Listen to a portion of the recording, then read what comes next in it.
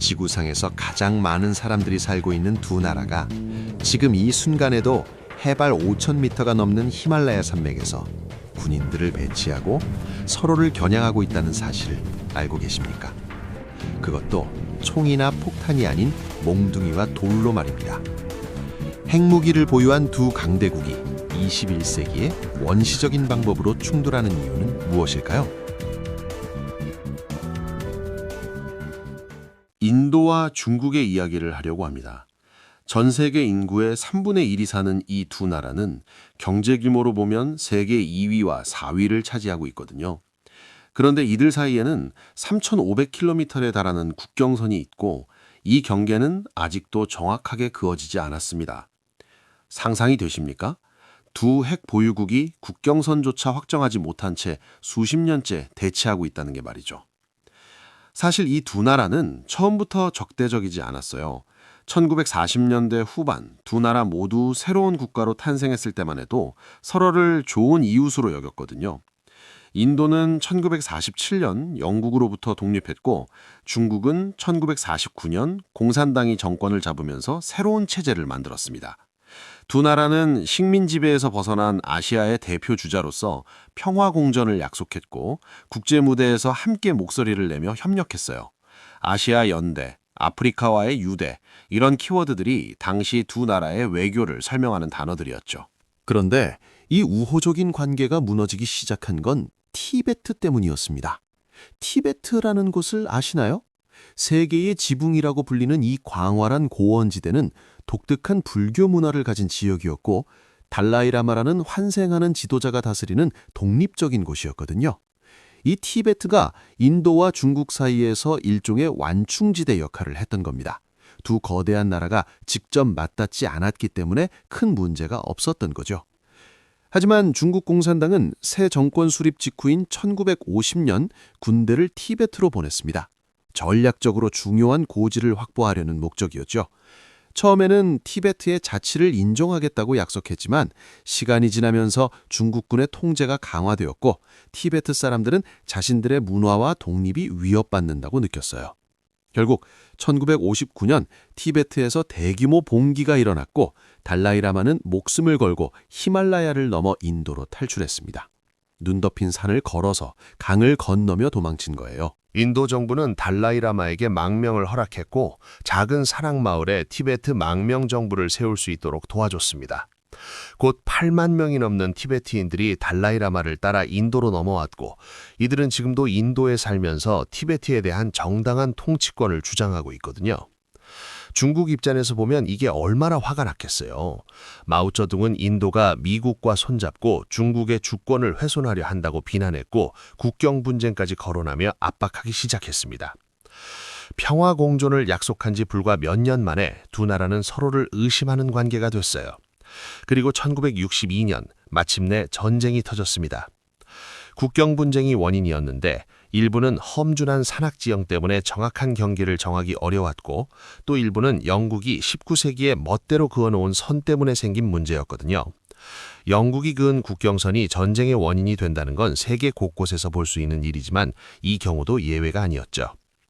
이 전쟁에서 인도는 참패했습니다. 엄청난 굴욕이었어요.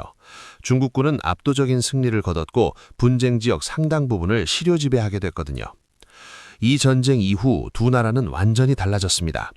신뢰는 무너졌고 국경 분쟁은 해결되지 않은 채 고착화됐으며 군사적 대치가 일상이 됐어요. 60년이 지난 지금도 이 국경선 문제는 두 나라 관계의 핵심 갈등으로 남아 있습니다. 그런데 여기서 흥미로운 점이 있어요. 1990년대가 되면서 두 나라 모두 핵무기를 보유하게 됐거든요. 국경에서 충돌이 일어나면 핵전쟁으로 번질 수도 있는 상황이 된 겁니다. 그래서 두 나라는 1990년대에 특이한 합의를 했어요. 분쟁 지역에서 총이나 폭발물을 사용하지 않겠다는 약속을 한 거죠. 국경선으로부터 2km 안에서는 화기를 휴대하지 않기로 했습니다. 그렇다면 충돌이 없었을까요? 아니에요. 오히려 몽둥이와 돌을 가지고 싸우기 시작했습니다. 21세기에 그것도 첨단 무기를 개발하는 두 나라 군인들이 원시적인 방법으로 싸우는 거예요. 2020년에는 이런 충돌로 수십 명이 목숨을 잃었거든요. 45년 만에 처음으로 사망자가 발생한 충돌이었고 양국 관계는 최악으로 치달았습니다. 왜 이 두 나라는 이렇게 황량한 산악지대를 놓고 싸우는 걸까요? 그곳에는 아무것도 자라지 않습니다. 사람도 거의 살지 않아요. 산업도 농업도 없는 차가운 사막 같은 곳이거든요. 하지만 이건 영토의 문제가 아니에요. 국가 정체성의 문제입니다. 두 나라 모두 과거 제국주의 시대에 영토를 잃었던 아픈 역사를 갖고 있고 이제는 단 한 채의 땅도 양보할 수 없다고 생각하는 거죠. 중국과 인도는 이제 세계 무대에서 강대국으로 인정받고 싶어 하는데 영토 분쟁에서 물러서는 건 약함을 보이는 거라고 여기는 겁니다. 게다가 양국의 민족주의적인 정부들은 이 분쟁을 정치적으로 이용하기도 해요. 강경한 태도를 보이면 국내에서 지지를 받을 수 있거든요. 그래서 실제로 문제를 해결하려고 하기보다는 그저 관리하는 수준에 머물러 있습니다. 국경선 획정은 계속 미뤄지고 군대는 그 높은 산에서 계속 대치하며 긴장은 언제든 폭발할 수 있는 상태로 유지되는 거죠. 하지만 국경만이 문제는 아닙니다. 무역을 한번 볼까요? 놀랍게도 두 나라는 엄청난 양의 교역을 하고 있어요. 2024년에서 2025년 회계년도를 보면 양국 간 무역액이 어마어마합니다. 중국은 이미 인도의 최대 무역 상대국이 됐거든요. 경제학에는 서로 무역을 많이 하는 나라들은 전쟁을 하지 않는다는 이론이 있어요. 경제적으로 얽혀 있으면 평화가 유지된다는 거죠. 실제로 1970년대 후반까지만 해도 두 나라는 거의 무역을 하지 않았어요. 그런데 중국이 개혁 개방을 하고 세계 경제에 편입되면서 인도도 경제 개방을 하면서 상황이 바뀌기 시작했습니다. 양국은 무역 협정을 맺었고 빈곤과 싸우자, 서로 싸우지 말고 라는 희망적인 구호를 외쳤어요. 정말 그럴듯하게 들리지 않나요? 중국은 인도의 전자제품, 기계, 섬유, 의약품, 운송장비, 비료 등 경제를 돌리는 데 필요한 거의 모든 걸 팔아요. 인도는 중국에 철광석, 광물, 화학제품, 동물제품 같은 것들을 수출하고요. 전 세계 인구의 3분의 1이 이 두 나라에 살고 있으니 공급과 수요가 엄청난 규모죠. 문제는 여기서 발생합니다. 무역 흐름을 자세히 보면 완전히 불균형해요. 중국이 인도에 파는 게 인도가 중국에 파는 것보다 훨씬 많거든요. 2024년에서 2025년 회계연도에 인도의 대중국 무역 적자가 무려 992억 달러, 우리 돈으로 약 140조 원에 달했습니다. 이게 얼마나 심각한 수준이냐면 인도의 대중국 수입이 1135억 달러인데 수출은 고작 143억 달러예요. 거의 8배 차이가 나는 겁니다. 이런 불균형은 인도에게 엄청난 취약점이 돼요. 경제적으로 중국에 너무 의존하게 되는 거거든요. 국제관계 이론에서는 이런 걸 무기화된 상호 의존이라고 불러요. 평화로울 때는 서로 이익이 되지만 긴장이 고조되면 이 무역 자체가 무기가 될 수 있다는 뜻입니다. 실제로 2020년 국경에서 무력 충돌이 일어났을 때 뭐가 벌어졌는지 아세요? 인도는 즉시 중국 투자를 엄격하게 심사하기 시작했고 중국 앱들을 금지했어요. 택톡을 포함해서 수백 개의 중국 앱이 인도에서 차단됐습니다. 데이터 보안과 주권 문제를 이유로 들었죠. 중국은 처음에는 보복하지 않았지만 최근 들어 희토류 광물이나 비료 같은 인도에 꼭 필요한 물자의 수출을 제한하기 시작했어요.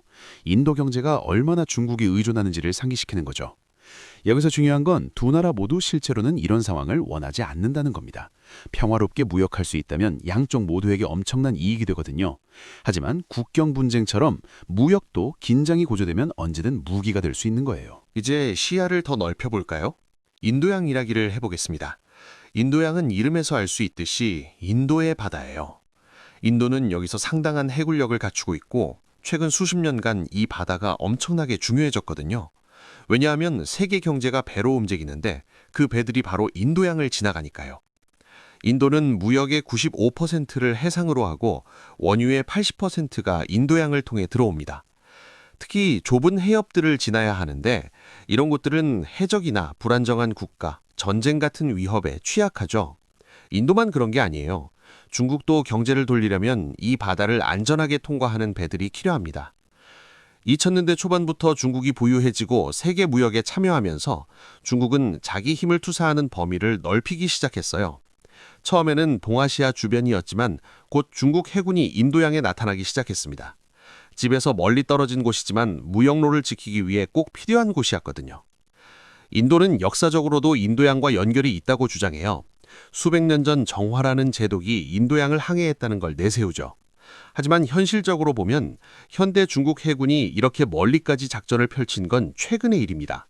그리고 이게 바로 문제의 시작이에요. 무역로를 지키기 위한 군사활동이 곧 군사적 존재감으로 이어지고 그게 다시 군사경쟁으로 발전하는 거거든요. 중국은 2017년 아프리카의 지부티에 첫 해외 해군 기지를 열었어요. 중요한 해상 요충지 바로 옆이죠. 매년 인도양에서 더 많은 군사훈련을 하고 다른 나라들과 협력도 강화하고 있습니다. 게다가 중국은 1대1로라는 거대한 프로젝트를 통해 인도양 주변 거의 모든 나라에 투자하고 있어요. 항구, 철도, 고속도로, 에너지 프로젝트 등 중국 자본으로 만들어지는 인프라가 인도양 곳곳에 있습니다. 이런 프로젝트들이 상업용으로 건설되긴 하지만 중국 정부의 돈이나 대출로 만들어지기 때문에 군사적으로도 활용될 수 있다는 우려가 있어요. 대표적인 예가 스리랑카의 한반도타 항구입니다. 중국 자본으로 건설됐는데 스리랑카가 빚을 갚지 못하면 항구 운영권이 중국으로 넘어가게 돼 있었어요. 어떤 사람들은 이걸 중국의 부채 함정 외교라고 비난하지만 전문가들은 이게 좀 과장된 면이 있다고도 해요. 중국이 전략적으로 기회를 활용하긴 하지만 큰 부담을 지고 싶어 하지는 않는다는 거죠. 인도 입장에서는 이 모든 게 포위당하는 느낌을 줄 수밖에 없습니다. 미국 군부에서는 이걸 진주목걸이 전략이라고 불렀어요. 중국이 인도양 주변의 항구들을 확보해서 인도를 둘러싼다는 뜻이죠. 누군가는 진주는 보기엔 암답지만 굴한테 물어보면 다른 이야기를 할 거다라고 비유하더라고요. 그럼 인도는 뭘 하고 있을까요? 가만히 있지 않아요. 인도양에서 자신들의 해군력과 파트너십을 강화하고 있습니다. 중국 배들이 인도양으로 들어오려면 반드시 통과해야 하는 좁은 해협들 근처에 해군 기지를 업그레이드하고 있거든요. 모리셔스가 소유한 섬에 활주로를 건설하고 오만의 항구 사용권을 확보하고 영국과 미국과의 파트너십을 통해 인도양의 작은 기지들에 접근할 수 있게 됐어요. 인도는 중국만큼 크지 않기 때문에 혼자서는 이 경쟁을 감당하기 어렵습니다. 그래서 다른 나라들과 협력하는 거예요. 특히 미국, 호주, 일본과 함께 쿼드라는 협의체를 만들었고 여기에 다른 파트너 국가들도 참여해서 정기적으로 군사훈련을 합니다. 중요한 해협들을 중심으로 말이죠. 이제 마지막으로 전체 그림을 봐야 해요. 이 관계는 다른 나라들, 특히 미국과 러시아의 영향을 많이 받거든요. 인도는 역사적으로 어느 진영에도 깔끔하게 속하지 않았어요. 냉전 시대에 세계가 미국 중심의 자본주의 진영과 소련 중심의 공산주의 진영으로 나뉘었을 때 인도는 스스로를 비동맹이라고 선언했습니다. 비동맹 운동을 주도하면서 서방의 제국주의도 거부하고 공산주의 지배도 거부한 거죠. 하지만 비동맹이 고립을 뜻하는 건 아니었어요. 인도는 이익이 맞으면 큰 강대국들과 협력했거든요. 소련에서 전투기와 잠수함과 탱크를 사면서도 미국의 지원도 받았습니다. 세계가 변하고 제국이 무너지고 강대국들이 인도의 숙적인 파키스탄을 얼마나 지원하느냐에 따라 인도의 입장도 바뀌었어요. 지금은 어떨까요? 러시아는 여전히 인도의 최대 무기 공급국이고 주요 석유 공급원이기도 합니다. 러시아가 우크라이나를 침공해서 서방이 완전히 러시아를 고립시켰는데도 인도는 계속 러시아산 석유를 사요. 하지만 최근 몇 년 동안 인도는 무기 수입을 다양화해서 유럽과 미국, 그 동맹국들한테서도 더 많이 사고 있습니다. 인도는 전략적 자율성을 유지하려고 해요. 요즘은 다자연계 또는 전방위 외교라고 부르죠. 하지만 중국이 점점 더 큰 위협이 되면서 인도는 같은 우려를 공유하는 나라들과 협력할 수밖에 없게 됐습니다. 그래서 미국과의 관계가 최근 15년 동안 엄청나게 강화됐어요. 미국도 인도를 중국 견제의 핵심 파트너로 보고 지원하고 있습니다. 무역도 크게 늘었고요. 하지만 이게 신뢰로 이어지는 건 아니에요. 인도에서는 냉전 이후부터 미국은 믿을 수 없는 파트너이고 중요한 순간에 인도를 버릴 거라는 목소리가 계속 있었거든요. 그리고 2025년 초 이 불신이 현실이 됐습니다. 도널드 트럼프가 대통령에 재선되자마자 전 세계 거의 모든 나라에 관세를 때렸는데 인도에는 특히 가혹했어요. 러시아산 석유를 계속 사는 걸 징벌하기 위해 25% 기본 관세에 추가로 25%를 더 붙여서 총 50% 관세를 부과한 겁니다. 아시아에서 최고 수준이죠. 여기에 더해서 트럼프는 이민 단속의 일환으로 취업비자 수수료를 몇천 달러에서 10만 달러로 올렸어요. 인도는 이 비자로 미국에 가서 일하는 사람이 어느 나라보다 많은데 이 조치가 엄청난 타격이었던 거죠. 이런 상황이 벌어지자 흥미로운 일이 생겼어요. 인도와 중국이 갑자기 관계를 개선하기 시작한 겁니다. 2024년 10월 러시아에서 열린 브릭스 정상회의에서 모디 총리와 시진핑 주석이 5년 만에 양자회담을 했고 국경 순찰 협정을 체결했어요. 2025년 들어서는 고위급 외교 교류가 재개됐고 5년 만에 직항편이 다시 열렸으며 국경 무역도 재개됐습니다. 2025년 8월에는 모디 총리가 7년 만에 중국을 방문했어요. 상하이 협력기구 회의 참석차였지만 시진핑과의 만남이 더 주목받았죠. 두 정상은 손을 잡고 웃는 사진을 찍었고 협력을 강화하겠다고 약속했습니다. 푸틴 러시아 대통령도 함께 있었는데 세 사람이 활짝 웃는 모습이 전 세계에 메시지를 보낸 거죠. 하지만 전문가들은 회의적이에요. 이게 진짜 화해인지 아니면 미국 압박에 대한 일시적 반응인지 확실하지 않거든요. 실제로 무역 적자 문제는 해결되지 않았고 국경 긴장도 완전히 사라지지 않았으며 근본적인 불신은 여전합니다. 인도는 여전히 쿼드를 통해 미국, 일본, 호주와 군사 협력을 계속하고 있고 중국도 인도 주변에서 영향력을 확대하려는 노력을 멈추지 않았어요. 문제는 인도가 지금 매우 어려운 줄타기를 하고 있다는 겁니다. 세 가지 큰 취약점이 있거든요.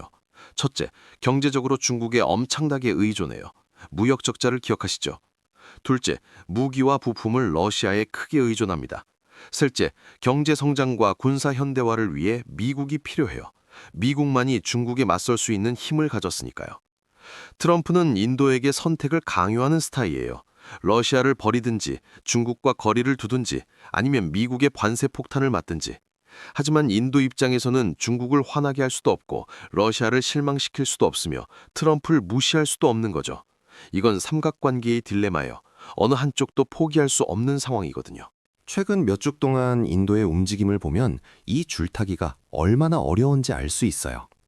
중국 방문 이틀 전에 모디는 일본 총리를 만나서 양국 협력을 강화하기로 합의했고 쿼드를 통한 협력도 재확인했습니다. 그러고 나서 중국에 가서는 시진핑과 우호적인 모습을 보였죠. 브릭스 긴급 화상회의에는 외교부 장관만 보냈어요. 직접 참석하면 미국을 자극할 수 있으니까요. 인도는 지금 세계에서 가장 영리하게 강대국 정치를 하는 나라로 평가받고 있습니다. 미국, 중국, 러시아 사이에서 균형을 잡으면서 자기 이익을 최대화하려고 하거든요. 비동맹이라는 전통을 유지하면서도 필요할 때는 누구와도 협력하는 거죠.